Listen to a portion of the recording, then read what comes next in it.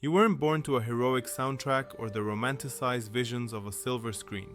You were born in 1850, inside a drafty, dirt floor shack in the unforgiving Texas brush. Your childhood didn't involve toys or schoolbooks. It ended at the age of 5. Your first professional title? Manure technician. You spent your days shoveling filth behind massive cattle from the first light of dawn until the sun dipped below the horizon, breathing in ammonia and sun-baked dust. Romance was a foreign concept. Life was a relentless cycle of beans. Beans for breakfast, beans for lunch, and beans with a piece of dry, salty pork for dinner. Your stomach was a constant war zone, and your gas attacks were the only way you could claim a bit of personal space in a crowded bunkhouse. By 1865, the world had changed, but your luck hadn't. Your father returned from the war, not as a hero, but as a broken shell of a man, missing an eye and reeking of bitter, low-grade rum. He didn't bring home stories of glory, he brought the heavy weight of trauma. On your 15th birthday, he handed you a .44 caliber Army Colt and gave you the only piece of advice that mattered in the territories. Press the trigger before the other man thinks to. But Hollywood lied to you about that weapon. It was a slow, clumsy, front-loading nightmare. In a real scrap, you had 6 shots and a prayer. If you missed, you were just a boy holding a heavy, useless piece of iron while the world closed in to finish the job. At 16, you finally got your own transportation, a wild Mustang. This wasn't the noble steed from the stories. It was a mean, biting, stubborn beast that cost more to feed than you earned in a month.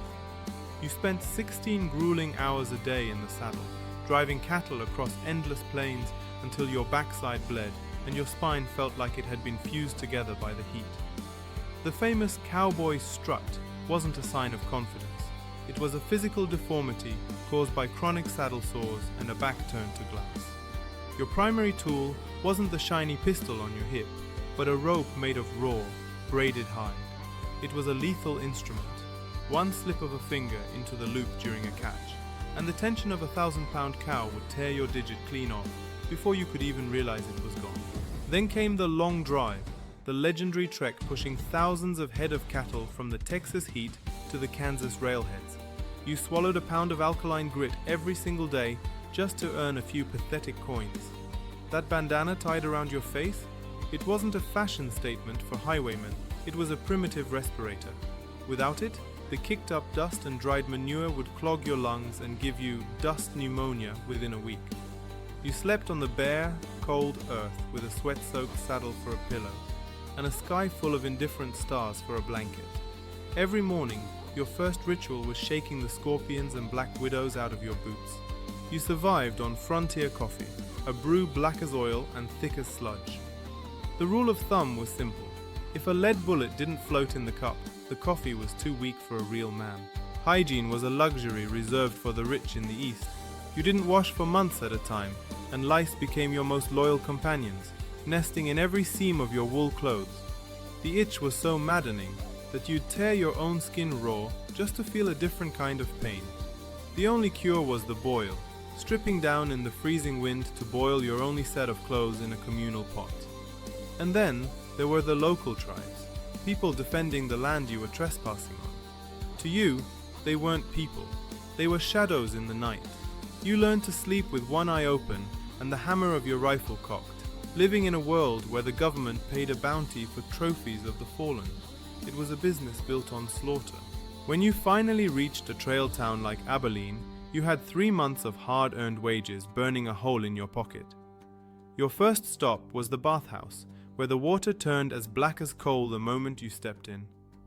You'd pay a barber to scrape the beard off your face, buy a $40 Stetson hat you couldn't afford, and then drown your senses in cheap rum, a toxic concoction of raw grain alcohol, tobacco juice, and black pepper. You felt like a king for 6 hours, then woke up face down in a stable, broke, humiliated, and with a stomach that felt like it had been scrubbed with volcanic rock. Desperation eventually turns every drifter into a predator.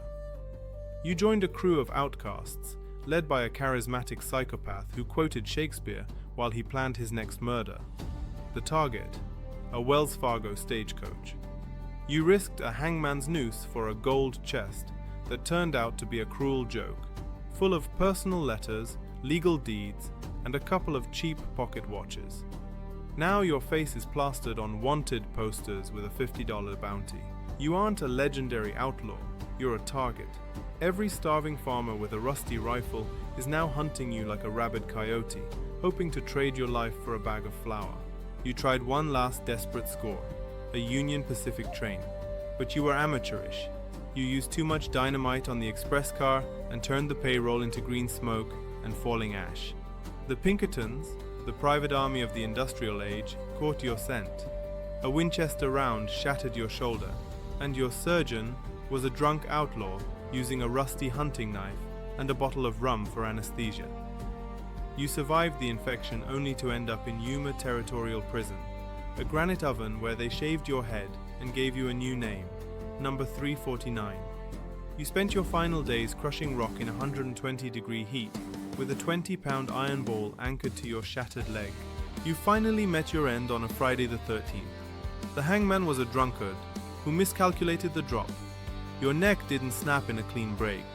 Instead, you performed the hangman's dance, choking for 10 agonizing minutes while a crowd of families ate popcorn and watched your face turn a bruised purple. They buried you in a pine box that was 6 inches too short, forcing the carpenter to break your legs just to hammer the lid shut. They marked your grave with a charred piece of wood that the first winter storm would blow into oblivion. The reality check. The history books and the movies gave you the myth, but the reality was a toothless, sun-scorched man who died at 26 with lungs full of rot and a liver like a stone. You weren't a gunslinger. You were a casualty of an expanding empire. The cowboy wasn't killed by a faster draw. He was killed by the invention of barbed wire and the closing of the open range. Today, your rugged struggle has been commodified into a pair of designer jeans and a VPN advertisement. You spent your life chasing the horizon, but all you ever truly owned was the 6 feet of dirt they shoved you into. Next time, we're traveling further back to the sun-drenched sands of the Nile. You're a conscripted soldier for a pharaoh who claims to be a god. Your only friend is a bronze spear, and your only reward is the chance to die for a man who doesn't know UX. Your first horse wasn't a friend. It was a mean, biting Mustang that ate more than you did. You spent 16 hours a day in the saddle until your backside bled. The cowboy walk wasn't for style.